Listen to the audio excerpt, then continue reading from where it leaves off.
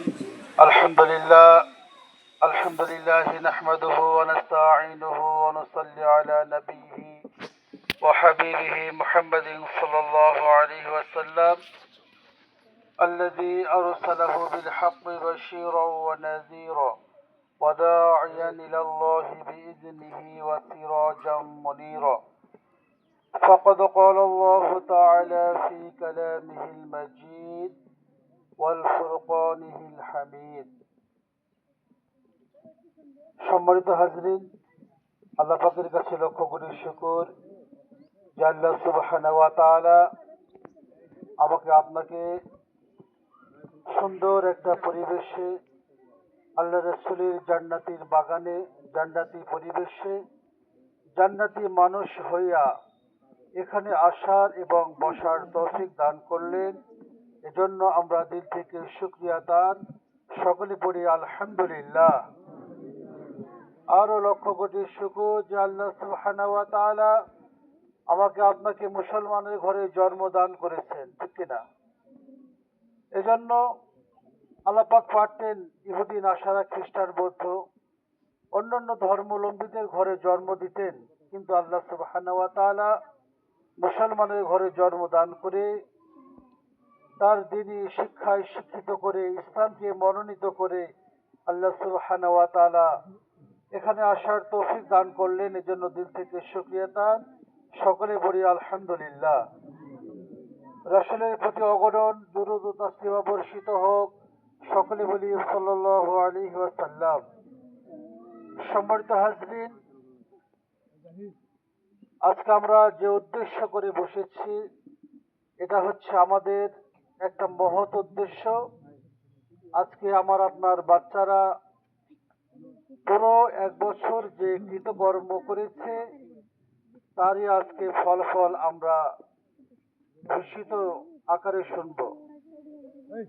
এজন্য এখানে আমাদের আসা এবং বসার কারণ, আল্লাহ রাসূল সাল্লাল্লাহু আলাইহি সাল্লাম ইলম সম্পর্কিত, ইলমের মর্যাদা কি সে সম্পর্কে আল্লাহ রাসূল সাল্লাল্লাহু আলাইহি সাল্লাম বলছেন, তলাবুল ইলমি ফরিদাতুন আলা কুল্লি মুসলিম ওয়া মুসলিমা। দ্বীনি ইলম শিক্ষা করা প্রত্যেক নর ও নারীর ওপর ফরজ। আজকে আমার আপনার ছেলে মেয়েকে দ্বীনি শিক্ষায় শিক্ষিত করে আমরা ধন্য হতে পেরেছি না ধন্য হই নাই? আজকে আমরা ধন্য হতে পেরেছি। সম্মানিত হাজরিন, এজন্য আমরা ছেলে মেয়েদেরকে দ্বীনি শিক্ষায় শিক্ষিত করবো। আল্লাহ রাসূলের হাদিস, যার সন্তান মাদ্রাসায় আসার উদ্দেশ্য ঘর থেকে বের হবে, আল্লাহ রাসূল বলছেন আকাশ থেকে অগণন ফেরেশতা তার জন্য নূরের পর বিছাই দেয়, বলে সুবহানাল্লাহ। শুধু তাই নয়, গর্তের পিপিলিকা থেকে শুরু করে সমুদ্রের মাছ পর্যন্ত ওই সন্তানটির জন্য ফেরেশতারা রহমতের মাগফিরাতের দোয়া করতে থাকে, বলেন সুবহানাল্লাহ।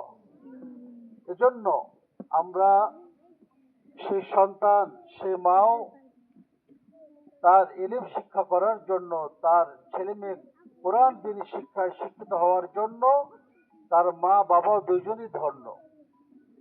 সম্মানিত হাজরিন, আল্লাহ রাসূলের হাদিস, যার ছেলে মেয়ে সন্তান কোরআন পড়ার জন্য মাদ্রাসায় যায়, হাফেজে কোরআন হয়, মাদ্রাসায় গিয়ে সে কোরআন তেলাওয়াত করে, তো তার মাথায় আর রাসূল বলতেছেন কাল কিয়ামতের ময়দানে ওই মা বাবার, অর্থাৎ যে সন্তান কোরআন শিক্ষায় শিক্ষিত করেছে, হাফেজে কোরআন সন্তানের পিতামাতাকে আমি আল্লাহ তাআলার নূরের টুপি পরাইয়া কাল হাসরের ময়দানে উঠাবো, বলেন সুবহানাল্লাহ। এই নূর হচ্ছে আলো। এখন আমরা আলো ধরি, সূর্য তো একটা আলো, তাই না? সূর্যের আলো তো বিশাল প্রখর। এই আলো দ্বারা মানুষ ঘামে, মানুষ কষ্ট পায়, কিন্তু এই আলো, এমনকি বলা হয়েছে আলো সে আলো নয়, এই আলো কোনো ঘামানো যাবে না, এই আলো আমার আপনার কোনো ক্লান্তি হবে না। সে নূরের টুপি, সে আলো কোনো বিচ্ছুরিত হবে না।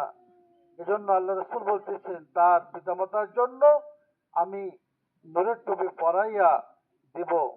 এজন্য আমরাও সেই পিতামাতাও ধন্য যারা যিনি শিক্ষায় শিক্ষিত করবে।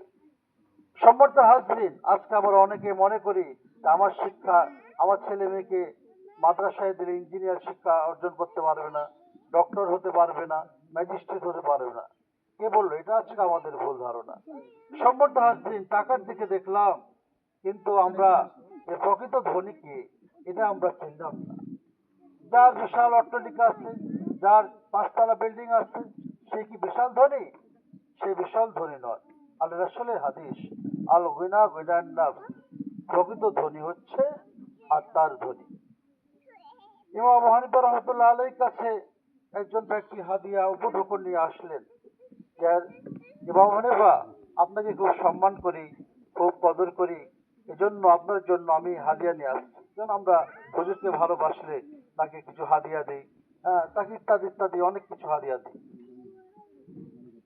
এজন্য সে ইমাম আবু হানিফা রাসূলের জন্য কিছু কিনে আসলেন, হাদিয়া নিয়ে আসলেন। আল্লাহ রাসূল সাল্লাল্লাহু আলাইহি সাল্লাম বললেন যে হাদিয়া আমি গরিবের হাদিয়া গ্রহণ করি নাই। আর হাদিয়া গরিবের হাদিয়া আমি গ্রহণ করি নাই। সে ব্যক্তি আশ্চর্য হয়ে গেল, আমি তো গরিব নই, আমি হাদিয়া নিয়ে আসছি, আমার বিশাল অট্টালিকা আছে, ধন সম্পদ আছে, টাকা পয়সা আছে, ব্যাংক ব্যালেন্স রয়েছে, আমি কিসের জন্য গরিব? ইমাম আবু হানিফা রাহমাতুল্লাহ আলাইহি বললেন যে হে ব্যক্তি, আমি তোমার ঠিক আছে, সবই আছে, ব্যাংক ব্যালেন্স আছে, টাকা পয়সা আছে, সব কিছু আছে তোমার, তোমাকে আমি যদি আরো কিছু দিই তুমি গ্রহণ করবা? সে ব্যক্তি বলল, না, আমি আরো নিতে চাই, আমার আকাঙ্ক্ষা আছে, আমার অভাব আছে। সে ব্যক্তি বলল, না, তাহলে তুমি কোরআন হাদিসের অনুযায়ী তুমি ধনী নও, তোমার চাইতে আমি হচ্ছে ধনী, আমার কিছু নাই, টাকা পয়সা নাই, তোমার মতো ব্যাংক ব্যালেন্স নাই, কারণ তোমার চাহিদা রয়েছে, তোমার স্বপ্ন রয়েছে, তোমাকে আরো কিছু দিয়ে তুমি আরো নিবা, কিন্তু তুমি ধনী নাও, তোমার চাইতে আমি কি ধনী? এই যে আল্লাহ রাসূলের হাদিস, আল গিনা গিনান নাফস, প্রকৃত ধনী হচ্ছে আত্মার ধনী। এজন্য বাবা, আমরা সন্তানকে এই মাদ্রাসায় দেব। একটি সন্তান, একটি নাতিপুতি বা একটি ছেলে মেয়ে যদি আমরা থাকে, আমরা মাদ্রাসায় দিব, মাদ্রাসায় পড়াবো। কেননা মাদ্রাসায় পড়াইলে সে সবকিছু শিক্ষা অর্জন করতে পারছে, বাংলা, অঙ্ক, ইংরেজি, হ্যাঁ, সবকিছু। তারপর 99টি হাদিস আমরা মুখস্থ করাচ্ছি।